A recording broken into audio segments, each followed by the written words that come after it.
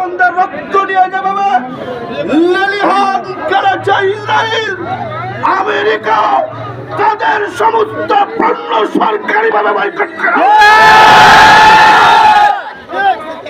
আর তারা যে বর্বরতা করেছে ইতিহাসে, এত বর্বরতা ইতিহাসে কখনো হয় নাই। 1,70,000 রাফা নামক শহরের বাসিন্দা আজকে বলতেছে মুসলমানরা আর প্রতিবাদ করতে হবে না, আর ত্রাণ পাঠাইতে হবে না, আমরা চিরতরে বিদায় নিচ্ছি। আর আমরা মুসলমান হয়ে আমরা বসে রয়েছি, আমরা কিয়ামতের ময়দানে কি হিসাব দিব? আমরা এই বর্বরতার তীব্র নিন্দা জানাই।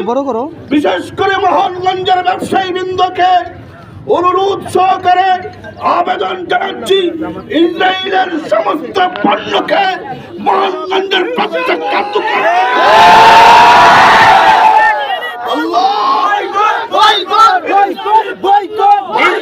বয়কট